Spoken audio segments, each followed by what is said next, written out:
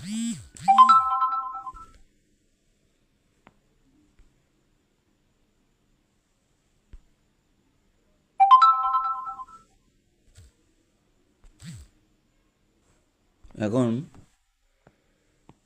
GNA কার্ডটা open করলাম। এরপর আমার এই উপরের ডান দিকের কোণে এই 3 ডটস আছে। এই 3 ডটসের কাজগুলি দুরকমভাবে হবে। একটা হচ্ছে 3 ডটসে টাচ করলে properties, save, share and export, format, view, zoom all, regime, settings এরকম থাকবে। আরেকটা কী হবে না, কোনো অবজেক্টকে টাচ করা অবস্থায় 3 ডটসে গেলে তখন ওই প্রপার্টিজ নিচে clone, move, scale, rotate, mirror, align, explore, delete এগুলো আসবে। তা আমি প্রথমে এই সিলেক্ট থাকা অবস্থায় আমি 3 ডটে গেলাম। 3 ডটে যাওয়ার পর এই প্রপার্টিজে আমি টাচ করার সাথে সাথে এখানে লাইনের কালারটা আমার ব্লু ছিল, এটাকে যদি আমি রেড করি লাইনের কালারটা রেড হবে। এই প্রপার্টিসে গিয়ে এখানে আমার লাইন ওয়েট আছে 0.30 mm। এটাকে যদি আমি 0.21 করি, লাইনটা দেখো কত মোটা হয়ে গেল। আমার প্রপার্টিসে গিয়ে যদি আমি 1 করি, লাইনটা মিডিয়াম মোটা। মোটামুটি আমি এটাকে লাইন ওয়েটটাকে 0.13 করে রাখি। এবার থেকে যদি মোটা শুরু করার প্রয়োজন হয় তখন হবে। যাই হোক, এই সিলেক্ট থাকা অবস্থায় তাহলে প্রপার্টিসের ক্লাস গেল। তারপর নিচে আছে ক্লোন। ক্লোন মানে হচ্ছে কপি করা। তাহলে আমি সিলেক্ট করে কোনো কিছু সিলেক্ট করে সেটা যদি কপি করতে চাই, কোনো কিছু সিলেক্ট করে ক্লোনে টাচ দিলাম, সেটার উপরে টাচ দিলাম, দিয়ে যেখানে যেখানে আমি কপি করতে চাইছি সেখানে সেখানে টাচ দিচ্ছি। তাহলে এইটা আমাদের সেখানে সেখানে কপি হতে থাকবে। সেটা যে কোনো বিষয়ই হোক না কেন, যেমন এই 9932টা আমি ক্লোন করছি, এর উপরে টাচ করে যেখানে যেখানে আমি কপি করতে চাইছি সেখানে সেখানে এটা কপি হবে। এই হচ্ছে ওই ক্লোনের কাজ। আমি ব্যাকে যাচ্ছি ওই তীর চিহ্ন দিয়ে, এক স্টেপ করে ব্যাকে চলে যাচ্ছি। এটা হচ্ছে ক্লোনের কাজ। এরপর তার টাচ থাকা অবস্থায় আমি যদি ক্লোন নিচে মুভ করি, এই লাইনের উপরে টাচ করি আর যার উপরে টাচ করি সেটাকে মুভ মানে সরানো, অ্যাকশান থেকে এখানটায় আমি এটাকে সরিয়ে নিয়ে আসলাম, উপরে কনফার্ম ইউনিট এখানে করে দিলাম। তাহলে মুভ মানে সরানো। এরপর আছে স্কেল, রোটেট। স্কেল জিনিসটা আসবো পরে যখন ওই প্রিন্টের সময়। আচ্ছা, রোটেট আমি টাচ দিলাম, এই লাইনের উপরে টাচ দিলাম, সাইডে একটা টাচ দিলাম। এই লাইনটা এই মুহূর্তে একটু ঘোরা অবস্থায় দেখছি, এটা 81 ডিগ্রি কোণে আমার হেলে আছে। এটাকে যদি আমি 12 ডিগ্রি করে রাইট দিই, আমার লাইনটা 12 ডিগ্রি কোণে ঘুরে গেল। লাইনটা সিলেক্ট থাকা অবস্থায় আমি যদি রোটেট করে আমি যদি এটাকে 0 ডিগ্রি করি, তাহলে আমার লাইনটা ওই অবস্থা থেকে 0 ডিগ্রি হবে, ওই অবস্থা থেকে। এরকম অবস্থায় আছে।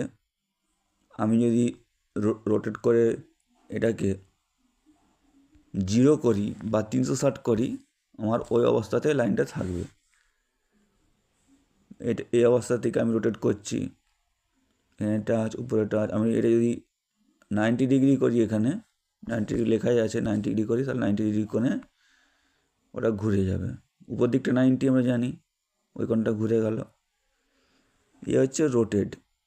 এই 90 ডিগ্রি করে করে আমার যদি কোনো মৌজার নকশা আমার যদি উল্টো দিকে ঘোরানো থাকে, আমরা যদি একবারে সেটাকে না পারি, বারবার আমরা টাচ করে করে এই 90 ডিগ্রি রাইট দেবো নিচে, দিয়ে আমাদের যেখানে বসবে আবার সেই অবস্থা থেকে এই নকশার উপরে আমরা টাচ দেবো, দিয়ে আবার ওটাকে আমরা রোটেট করব। একসময় আমার আবার 90 করবো এখানে, একসময় নিচে রাইট দেবো, একসময় ওই নকশাটা আমার ঠিক সোজা হয়ে বসে যাবে। আচ্ছা, গেল রোটেট।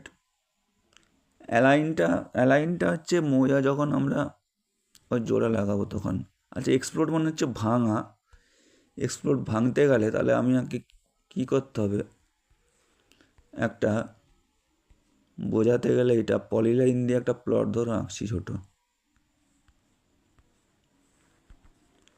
পলিলাইন দিয়ে প্লট মানেই তো যে কোনো একটা অংশ সিলেক্ট করলে সবটাই সিলেক্ট হবে জানি।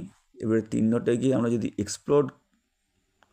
এক্সপ্লোডে যদি আমরা টাচ দিই তাহলে প্রত্যেকটা লাইন দেখো সিঙ্গেল লাইন হয়ে গেছে। এটা হচ্ছে এক্সপ্লোড, মানে লাইনগুলো সব ভেঙে গেল। এটা হচ্ছে এক্সপ্লোডের কাজ। আর সিলেক্ট থাকা অবস্থায় যে অংশটা আমি ডিলিট করব সেই অংশটা আমার মুছে যাবে, এটা হচ্ছে ডিলিটের কাজ। তাহলে টাচ থাকা অবস্থায় 3 ডটে গিয়ে properties, clone, move, rotate, explore, delete, এটা আমরা শিখলাম। বাকিগুলো আমরা আস্তে আস্তে শিখব, এখন দরকার নেই এটা। বাকিগুলো প্রিন্টের সময় কিছু কিছু লাগবে, মোজা জয়েনিংয়ের সময় কিছু কিছু লাগবে। যাই হোক, এবারে সিলেক্ট না থাকা অবস্থায় যদি আমরা 3 ডটে হাত দিই তাহলে এখানে আসছে প্রপার্টিজ, মুখ তুমুক, এই সেই। এর মধ্যে এই লাইন ওয়েটটা ইনওয়েট যদি আমরা বাড়াই আমরা মানে মোটা হবে দেখলাম। প্রপার্টিজ ছেড়ে দিলাম। এরপর সেভে টাচ দিলে আমি যতদূর পর্যন্ত কাজ করেছি ততটুকু পর্যন্ত আমার সেভ হয়ে যাবে। তাহলে সেভ চেঞ্জেস ইয়েস এটা করার আমার আর প্রয়োজন নেই। আমি যদি কোনো কিছু আমি যা একটা কিছু লাইন সরানো বা যা একটা কিছু কাজ করলে আমি যখন 3 ডটে যাব, সেভ করতে যাব, এটা আমার সেভ হয়ে যাবে। কিন্তু আমার এরকম থাকা অবস্থায় একটুখানি আমি এটাকে চেঞ্জ করে দিলাম। আমি যখন নিচের দিকে আমার মোবাইলে আমার ব্যাক বাটনে দেবো চাপ, তখন সেভ চেঞ্জেস ইয়েস নো দেখাবে, তখন ইয়েস করতে হয়, তবে আমাদের ওটা সেভ হয়। কিন্তু আমি যদি 3 ডটে গিয়ে আমি যদি সেভ করে দিই ডাইরেক্ট, তাহলে ওটা আমাদের সেভ হয়ে যাবে। এটা হচ্ছে সেভের কাজ হলো। এরপর কি, সেভের পর শেয়ার অ্যান্ড এক্সপোর্ট। আমি যখন ফাইল কোনো আপডেট করব, আমার মানে কোনো একটা সেটিংস যা কিছু লেখা, আমার টেক্সটাইল, ডাইমেনশন স্টাইল, এটা সেটা হিজিবিজি যা করব, সেটা আমার মানে সব ফাইলে অলরেডি চলে যাবে। এইভাবে না, আমরা 3 ডটে টাচ দেবো, শেয়ার অ্যান্ড এক্সপোর্ট করব, সেভ অ্যাজ DWG 2010। হ্যাঁ, এখানে হয়তো আমরা মানে টাচ দিলাম, দেওয়ার পর একটা ফাইল নেম চাইবে। হ্যাঁ, এখানে আমরা একটা যা নাম কি আমরা ফাইল নেম দিয়ে দিলাম, আমি বাংলায় লিখলাম, সেভ। আবার শেয়ার অ্যান্ড এক্সপোর্টে গিয়ে সেভ অ্যাজ, আমি যখন আপডেট করব, বলছি যখন ফাইলটাকে আমরা আপডেট করব, সেটিংসটাকে আপডেট করব, আমরা অনেক কিছু হয়তো মানে কাজ করেছি, ওটাকে অনেক কিছু সেটিংস চেঞ্জ করেছি, অনেক কিছু নানা রকম করেছি, তখন করার পর শেয়ার অ্যান্ড এক্সপোর্ট করে আমরা এখানে সেভ করে দেবো। দেখো এখানে আমার ইংলিশে ছিল সেটিংস, এখানে বাংলাতে দুটো হয়ে গেছে। যখন ওইটা আমরা ওপেন করব, এর মধ্যে যা যা কিছু করেছিলাম আগের সেটিংসে সমস্ত কিছুটাই সেভ হয়ে গেছে, সমস্ত কিছুটাই আমাদের সেভ হয়ে যাবে। তাহলে এটা হলো শেয়ার অ্যান্ড এক্সপোর্টের কাজ। এবারে যাচ্ছি ফরম্যাটের মধ্যে আমাদের দুটো জিনিস লাগবে।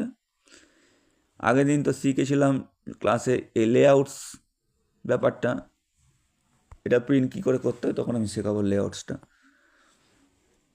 আমরা এরপর যাচ্ছি ফরম্যাটের এখানে দুটো জিনিস শিখি, লেআউটসটা পরে শিখবো প্রিন্টের সময়। ওই পেজ সেট আপ করার জন্য লেআউটসটা লাগে। এখানে আমাদের দুটো জিনিস দেখে রাখো, যেটা হচ্ছে একটা হচ্ছে টেক্সটাইল, একটা হচ্ছে ডাইমেনশন স্টাইল। এই টেক্সটাইলে আমি টাচ করলাম, আমার এখানে অনেক কিছু সিলেক্ট করা আছে। 1 2 3 4 5 তোমাদের এইটা আছে, আগের ভিডিওতে আমি দেখেছি, তো আবার বলছি। এই রোমান্স, এইটা যদি করি আমি, ধর এর 3 নোটে চাপ হাত দিয়ে সেট কারেন্ট করলাম। এই রোমান্সে যদি আমি কিছু লিখি, তাহলে আমাদের লেখাটা সরু হবে। লক হয়ে গেল না, ঠিক আছে। লক না হলে টেক্সট সাইজটা সবসময় লিখবে। আমি যদি কিছু লিখি, ওকে করি, এখানে লেখাটা আমার একটু সরু আসছে, সরু। আমি 3 নোটে যে আমি ফরম্যাটে গিয়ে টেক্সটাইলে গেলাম, টেক্সটাইল 1-এ আমি ABBG রেগুলার, এটা আমার সেট করা আছে। তোমাদের না থাকলে, এরকম অন্য কিছু থাকলে,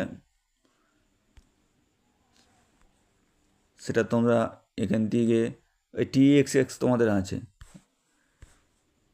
এখান থেকে এই উপসর উপরটা, এই স্টাইলটা দেখবে, B বড় অক্ষরে, তারপরে ছোট করে দুটো Z বড় অক্ষর, দুটো এটা সিলেক্ট করে রেগুলার করবে। রেগুলার করে তাহলে আমার এটা স্টাইল 1-এর মধ্যে চলে এলো। এবার স্টাইল 1-এর 3 নোটে গিয়ে এটাকে সেট কারেন্ট করলাম, তাহলে স্টাইল 1টা আমার সেট কারেন্ট বর্তমানে। এরপর যদি আমি টেক্সটে কিছু লিখি, 50 ফুট এখানে দেখলে হবে না, এখানে 50 ফুট আবার টাইপ করতে হবে। এই ডান দিকে নিচে রাইট দিবে, চাবি দিয়ে এলে তবে ঠিক আছে আমার এই টেক্সটের হাইটটা, মানে কত বড় ছোট হবে। রাইট উপরে দিলাম, আবার রাইট দিলাম। এখানে যদি আমি কিছু লিখি, ওকে দিলাম, ব্যাকে আসলাম, দেখো লেখাটা আমার মোটা হয়ে গেল অনেকটা। আমি একটা আমার যে ফরম্যাটে আবার যাচ্ছি, টেক্সটাইলে যাচ্ছি, দেখো এখানটায় উপরেরটা আমার ছিল কি, উপরেরটা যেটা আছে রোমান্স SHX, সেটা আমার আগে 3 নোটে গিয়ে সেট কারেন্ট করা ছিল, তাই আমার লেখাগুলো সরু এসছে। স্টাইল 1-এ আমি কি করেছি না, স্টাইল 1টা এলো কী করে না, এই প্লাসে গেলে অটোমেটিক স্টাইল নেমটা চলে আসবে, দিয়ে ওকে করে দেবে। আমার এখানে 5 পর্যন্ত করা আছে, আমি এখানে যখন করছি স্টাইল 6 চলে আসছে। কিন্তু তোমরা এখন যখন নতুন করবে, এই এই প্লাসে যাবে, সেখানে অটোমেটিক স্টাইল 1 চলে আসবে। আমার 5টা স্টাইল করা আছে অলরেডি, ওই জন্য আমার প্লাসে যখন যাচ্ছি স্টাইল 6 চলে আসছে। এখানে যত রকমের টেক্সটাইল আছে আমার 5 পর্যন্ত আছে, তাই এখানে প্লাসে হাত দিলে 6 আসছে। যাই হোক, তোমরা যখন প্রথমে করবে প্লাসে হাত দিবে, তখন স্টাইল 1 আসবে প্রথমে, রোমান SHX। তারপরে স্টাইল 1-এ আমি AB রেগুলার করেছি, দেখো আমি সিলেক্ট আমার করা আছে। জাস্ট এটা এর ডান দিকে 3 নোটটাই যাবো, দিয়ে সেট কারেন্ট করে দেবো। এরপর যে লেখাটা আসবে সেটা তোমরা দেখতেই পেলে, ওরকম মোটা আসবে, লেখাটা এরকম মোটা আসবে। তাহলে আমি দুটো দেখালাম এখানে, টেক্সটাইল একটা খুব সরু, একটা খুব মোটা। এরপর যেটা আমি দেখাতে যাচ্ছি, 3 নোটে গেলে, আবার ফরম্যাটে গেলে, টেক্সটাইলে গেলে, দেখো স্টাইল 2-তে আমার অন্য কিছু ছিল, ওই SHX এরকম তোমাদের থাকবে। আমি এটাকে, এই যে আমি যেটা করেছি আগে একটা মোটা সব দিকে, তার নিচে AR1 সেন্স, তার নিচে আছে অ্যাবেল, এই অ্যাবেলটাকে সিলেক্ট করলাম। অ্যাবেলটাকে সিলেক্ট করার পর আমি, তাহলে আমার স্টাইল 2 এর মধ্যে অ্যাবেল আছে এই মুহূর্তে, তাহলে স্টাইল 2-এ ডান দিকে যে 3 ডটস আছে ওটাকে গিয়ে আমি এখন সেট কারেন্ট করলাম। দেখো স্টাইল 2 এর বাম পাশে আমাদের অ্যাবেল রেগুলার TIF এরকম TTF চলে এলো। এরপর যদি আমি অ্যাবেল স্টাইলে কিছু লিখতে যাই, তাহলে আমার কি হবে, রাইট, চাবি চলে আসছে, ঠিক আছে, আমার 50 ফুটের লেখা। এরপর যদি আমি কিছু লিখতে চাই, দেখো ওকে করে দিলাম, দেখো আমার লেখাটা খুব সরুও নয় আর খুব মোটাও নয়, আমার এই মোটার ভাগটা মিডিয়াম এসছে। অ্যাবেলে তোমরা লিখতে পারো, অ্যাবেলে মানে যখন যেটা মনে হবে স্টাইলগুলো এরকম চেঞ্জ করে করে করবে, যেটা যখন মনে হবে সেটাকে 3 ডটসে গিয়ে সেট কারেন্ট করে দেবে, সেটাতেই লিখবে এবং সেই স্টাইলেই লেখাগুলি হবে। আমি 3টে করে দেখালাম, তোমরা আরও 5-7টা করতে পারো চেক করে করে। আমি আবার গেলাম 3 ডটে ফরম্যাট টেক্সট স্টাইল, এখানে আমি 3টে করে দেখিয়েছি, হয়ে গেল। এবার 3 ডটে গেলাম, ফরম্যাটে গেলাম, ডাইমেনশন স্টাইল। ডাইমেনশন স্টাইলে যাওয়ার পর, ডাইমেনশন মানে হচ্ছে বাহুর মাপ, জানো, ISO 25 করে এখানে আমি ধরো আমি করে রেখেছি টেক্সট স্টাইলটা, এখানে দেখতে হবে টেক্সট স্টাইলটা আমার কি আছে। এই যে টেক্সট স্টাইল একটা জায়গায় থাকবে, টেক্সট স্টাইল মানে ডাইমেনশনের টেক্সট, এই যে ডাইমেনশনের টেক্সট আমার স্টাইল 5 করা আছে। এবারে আমার অ্যাবেলটা কার মধ্যে আছে, অ্যাবেলটা দেখি, আর এই মোটাটা কিসের মধ্যে আছে। তাহলে ফরম্যাট টেক্সট স্টাইল, অ্যাবেল করা আছে আমার স্টাইল 2তে, আর তার উপরে স্টাইল 1-এ ABBG রেগুলার, মানে এটা মোটা। তাহলে স্টাইল 1-2 নিয়ে আমি দেখাচ্ছি ডাইমেনশন স্টাইলটা। তাহলে আমি ফরম্যাটে গেলাম, ডাইমেনশন স্টাইলে গেলাম, স্টাইল এখানে কি করা আছে, টেক্সট স্টাইল কি সিলেক্ট করা আছে আগে দেখো। আমি যদি স্টাইল 2তে করি, ডাইমেনশনটা বাহুর মাপ নিই, অ্যালাইনে গিয়ে তখন দেখাচ্ছে, দেখো যে টেক্সট স্টাইলটা হচ্ছে অ্যাবেলে, কারণ আমার অ্যাবেলটা সিলেক্ট করা আছে। আবার মানে মিডিয়াম মোটা, আর স্টাইলে আমার কি ছিল 1-এ ডাইমেনশন স্টাইল 1-এ টেক্সট স্টাইল 1 যখন করব, স্টাইল 1 এটা করেছি। এরপর দেখো এখানে টেক্সট স্টাইল, এই ডাইমেনশন যে অ্যালাইন্ডের মাপটা আমার কিসে আসছে, আমার আমার আমার মোটাতে আসছে। ফরম্যাট ডাইমেনশন স্টাইল ISO, এখানে টেক্সট স্টাইল 1 করা আছে, ব্যাকে গেলাম,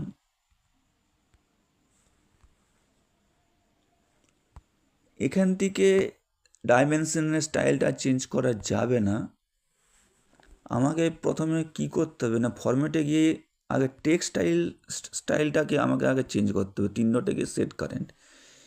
এরপর যে আমি ডাইমেনশনের স্টাইল চেঞ্জ করতে পারবো, তবে আমার হবে ডাইমেনশন স্টাইল। এবারে যদি এখন আমার স্টাইল 1 করা আছে, এখানে অ্যাবেল আছে, স্টাইল 1-এ আমার জানি। এরপর আমি ডাইমেনশনটা নিয়ে দেখি, অ্যালাইন্ড একই আসছে।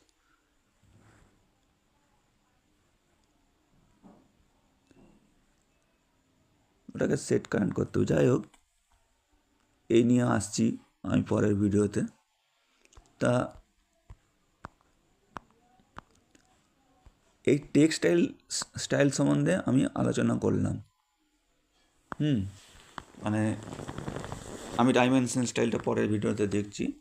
এই যে টেক্সটাইলটা খুব মানে রোগ হবে কি সরু হবে, কি খুব মোটা হবে, কি মিডিয়াম মোটা হবে, আশা করি এইটুকু জিনিস অন্তত বুঝতে পেরেছ। আর কি এই সিলেক্ট থাকা অবস্থায় 3 ডটে গেলে এর কি কি কাজ, আর সিলেক্ট না থাকা অবস্থায় 3 ডটে গেলে কি কি কাজ, এগুলো। আর ইউনিট সেটিং করতে গেলে এখানে সেটিংসে গিয়ে এখানে স্ন্যাপ অ্যান্ড গিয়ে অফ করতে হয়, ইউনিট এটা সেটিং করতে হয়, এটা আগের ভিডিওতে আমি বলেছি। আর মডেল দিকে যখন লেআউট 1 লেআউট 2তে যাব, যখন প্রিন্টটা আমি ভিডিও দেবো, তখন বিষয়টা আশা করি বুঝতে পারবে ভালো করে। তাহলে আপাতত এই মুহূর্তে ভিডিও করার উদ্দেশ্য ছিল আমার যে সিলেক্ট থাকা অবস্থায় 3 ডটে গেলে তার কী কাজ, যে অপশানগুলো আসছে 2-3টা আমি বলিনি, ওগুলো প্রিন্টের সময় বা বলবো ওগুলো। আর সিলেক্ট না থাকা অবস্থায় 3 ডটের কাজ কি, এইটা আরেকটা শিখলাম এইটা, মানে 3 ডটে গিয়ে ফরম্যাটে গিয়ে এই টেক্সটাইল, হ্যাঁ টেক্সটাইল আমি 3টে দেখিয়েছি। এবারে প্লাস দিয়ে এখানে আমার ধরো 5টা আছে, এখানে আমি নতুন একটা কোনো আমি স্টাইল বানাবো, তোমার ট্রাই করে করে দেখবে এই 3টে থাকলেই হবে, দরকার নেই 3টে থাকলে হবে। তবে অনেক কিছু আছে এখানে, এখানে অল ল্যাঙ্গুয়েজ আছে উপরে, হ্যাঁ অনেক ভাষাতেই সেই নানা রকম আছে ব্যাপার স্যাপার, হ্যাঁ এটাই ধরি আমি আপাতত স্টাইল 6 করলাম, এটাকে সেট কারেন্টে করে আমি জাস্ট একটা বোঝার জন্য আমি এখানে 50 ফুট, ওই 3টে করলেই তোমাদের হবে। এখানে যদি কোনো কিছু লিখি তখন এরকম স্টাইল হবে, দরকার নেই তোমাদের এই 3টে স্টাইল যেটা শেখালাম। একটা হচ্ছে ওই TXX যেটা তোমাদের এই মুহূর্তে আছে ফোনে, আর একটা ABBG রেগুলার, আর একটা হচ্ছে অ্যাবেল রেগুলার। এই 3টে স্টাইল করে রাখবে, এবং যে স্টাইলটা যখন লিখবে সেটাকে এমনি করে সেট কারেন্ট করে দেবে। এরপর তুমি লিখলে তোমার ওই মোটা সরু যেটা তুমি চাইছো সেটাতেই তোমার লেখা হবে।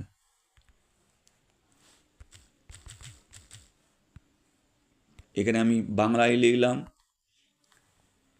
আসলো না, জিজ্ঞাসা চিহ্ন দেখালো। বাংলারও একটা স্টাইল আছে, আমি অনেক সময় অত বাংলায় নকশা দেখিয়েছি, এই বাংলারও স্টাইল আছে।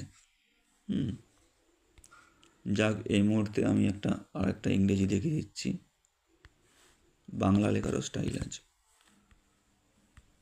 জানি পরে ভিডিও বানাবো। যাই হোক,